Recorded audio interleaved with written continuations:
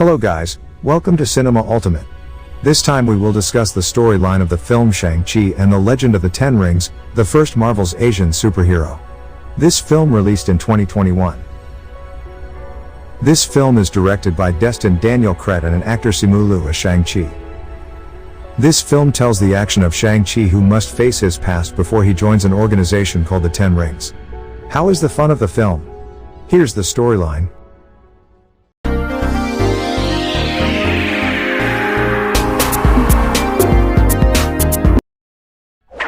The film begins with the story of the legendary organization the Ten Rings that has existed for centuries. The story begins with the appearance of a man named Wenwu who uses 10 large rings on his hand. According to legend, the ring could give Wenwu divine power and give him eternal life. And some say Wenwu found the ring in the crater or stole it from the grave. Wenwu could have used his strength to do good, but what he wanted was power. He fought for power and property to several parts of the world. Wenwu referred to his soldiers as the Ten Rings. Over the centuries they spread around the world, overthrowing governments and changing the course of history. They move in the shadows. Several years later, in 1996 to be exact, after Wenwu got wealth and power, Wenwu intended to go to a hidden village with ancient mythical creatures and magic. The village was named Ta Lo. Wenwu and several of his men went to what was supposed to be the gate to Ta Lo. However, while on the way, he enters a forest that can move. All of Wenwu's men fell dead along with the car, leaving only Wenwu alone. He continued his journey until he finally met a Ta Lo gatekeeper named Ying Li. Since Wenwu was not welcome in his village, they began to fight each other. Even though Wenwu had the strength of 10 rings, Ying Li was able to defeat him.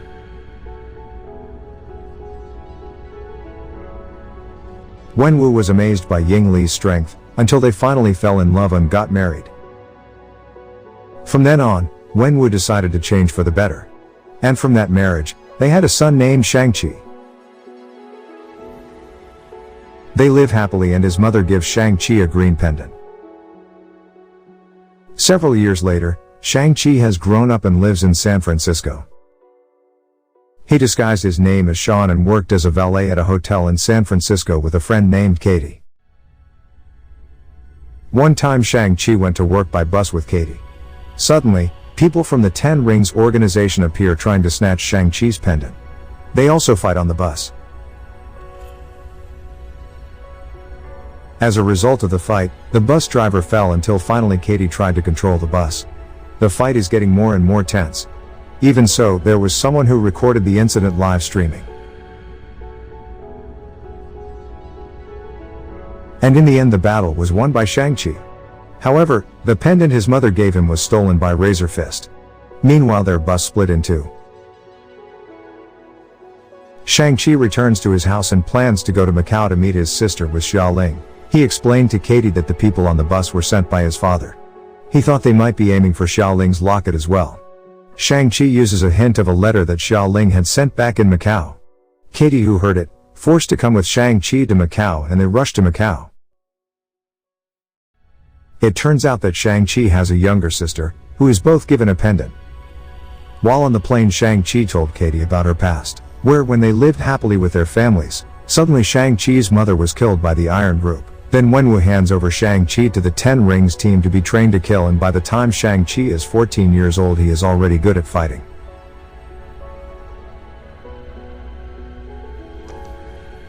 Arriving in Macau, they went straight to the address in the letter.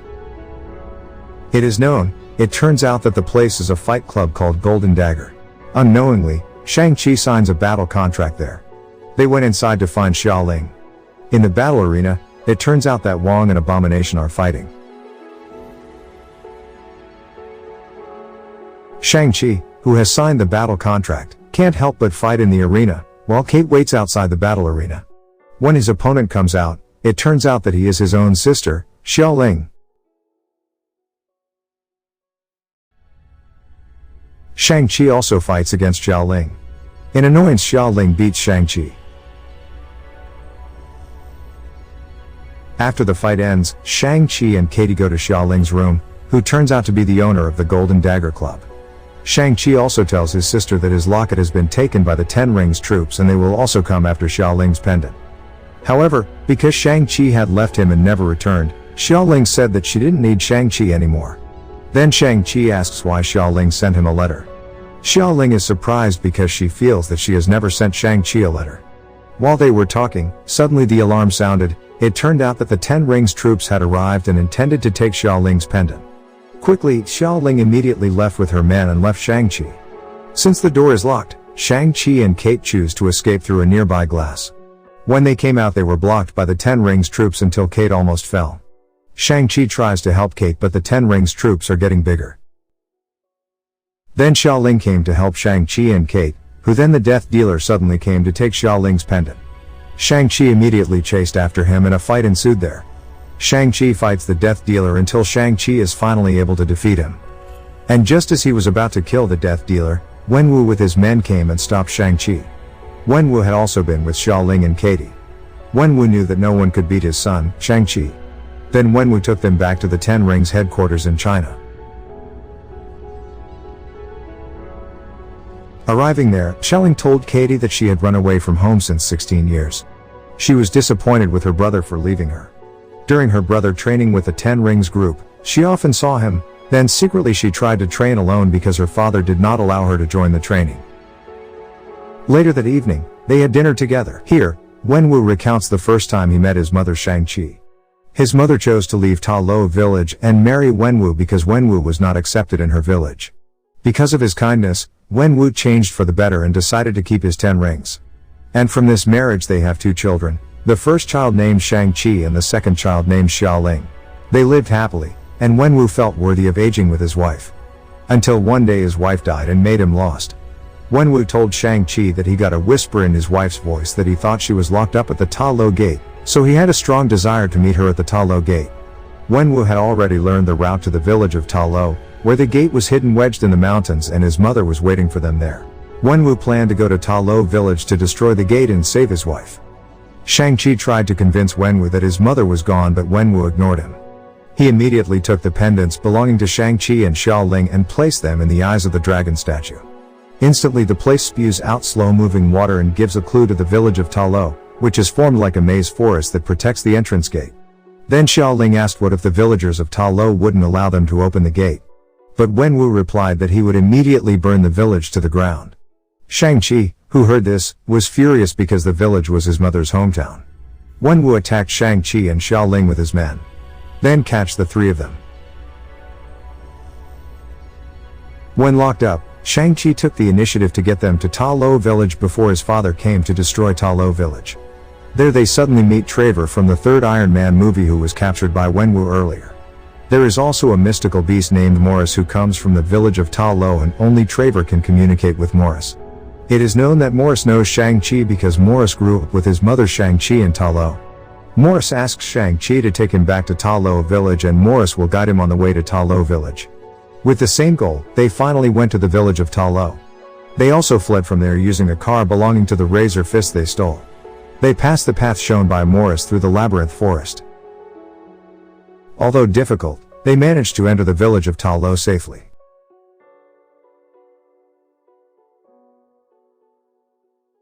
Arriving there, they saw many unique animals similar to Morris. Then he released Morris and met the villagers of Ta Lo.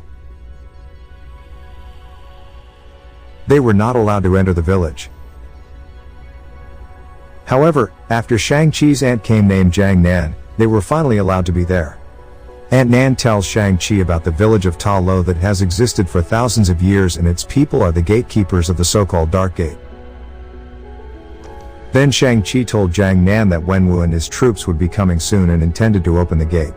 It is known that the gate is a gate to confine the dweller in darkness and the soul eaters who threaten the human world. They had been defeated by the dragon until they were trapped there. Meanwhile, the villagers of Ta Lo were given a gift of dragon scales as a gatekeeper. And the voices Wenwu had heard all this time were whispers from the dweller in darkness for Wenwu to destroy the dark gate that was imprisoning them. This was because Wenwu had 10 rings with the power of God. Then Jiang Nan gave Shang-Chi and Xiao Ling armor costumes at her mother's request. After that Shang-Chi asked Jiang Nan to teach him how to beat Wenwu because previously Ying Li, Shang-Chi's mother, was the only person who could defeat Wenwu. Meanwhile, Shang Li practiced the rope dart given by Jiang Nan, and Katie practiced using the bow with Master Guangbo. Here, Shang Chi remembers the time when her mother was killed. At that time, the Iron Group came to the Ten Rings group to avenge him, who had tried to destroy them. In this incident, Shang Chi's mother was killed. Since that incident, Wenwu's other nature has returned. He also took back the 10 rings he had kept and went to avenge him using the 10 rings, and told Shang Chi that the blood debt must be paid with blood. Then Shang Chi was handed over to the 10 rings group to be trained to kill. Then Wenwu sent Shang Chi to where the leader of the Iron Group was and ordered Shang Chi to kill him. Before leaving, Shang Chi tells his sister that he will be back in 3 days. However, in reality, Shang Chi ran away and never came back. The next morning, they received news that Wenwu and his troops had almost arrived at the village of Ta Lo, and the villagers were prepared with their weapons to prepare for battle. When they arrived, a battle ensued between them. In the midst of the battle, Wenwu rushed off towards the direction of the Dark Gate. Shang Chi, who saw it, immediately chased and tried to stop his father. They also fought with each other. Wenwu, with the power of the 10 rings, was able to fight Shang Chi and beat him until he was thrown into the water. Then Wenwu went towards the gate and tried to destroy it. At the first hit, the Soul Eaters can get out from between the gates and go straight to Ta Lo village. Xiaoling also suggested that they work together. At first, Razor Fist didn't agree because he thought he and his men could handle the Soul Eaters. Soon the Soul Eater came to devour the dead dealer's soul to death. Finally, Razor Fist agreed to work together against the Soul Eaters because his weapon could not defeat Soul Eater. In the water, the drowning Shang-Chi suddenly remembers his mote's last message that he has the heart of the dragon Ta Lo, which can guard and protect him. Then came the dragon with Shang-Chi, who was riding on it. Shang-Chi goes to the Dark Gate to stop Wenwu, and the fight begins again. Wenwu with his 10 rings fought back against Shang-Chi. However, this time Shang-Chi was able to use her mother's abilities and retrieved her father's 5 rings. Then Shang-Chi wears the 5 rings against his father. They fight again until finally Shang-Chi can take all 10 of his father's rings and attack his father with moves like his mother. Shang-Chi was able to beat his father, and he begged his father to stop immediately. However, it turned out to be too late. Dweller can destroy the Dark Gate from within and out of the gate. Wenwu with his 10 rings managed to save Shang-Chi from Dweller. However, Wenwu was caught by Dweller and his soul began to be absorbed by Dweller. Before his entire soul was absorbed, Wenwu handed his 10 rings to Shang-Chi to use. And Wenwu died instantly.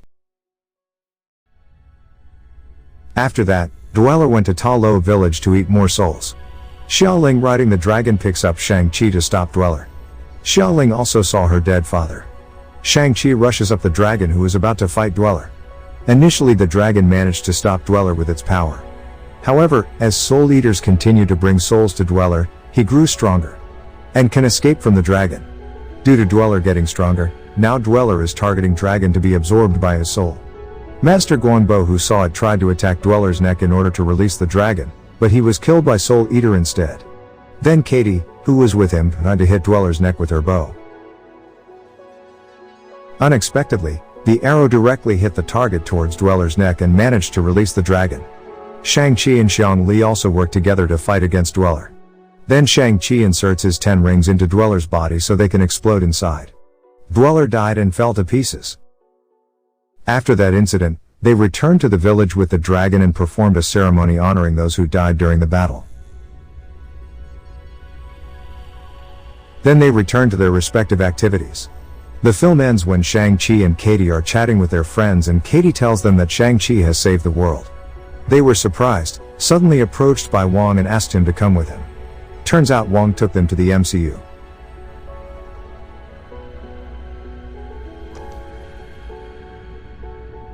In the post-credit scene, Wong introduces Shang-Chi and Katie to Bruce and Carol Danvers, then they discuss the 10 rings, which seems to send a signal somewhere. Then it is shown that Xiaoling has taken over the leadership of the 10 Rings organization. And the movie is over. Okay guys. If you like our channel, support us with subscribe and turn on the bell, like, comment, and share. So that you don't miss our next video and our channel can grow even more. See you guys.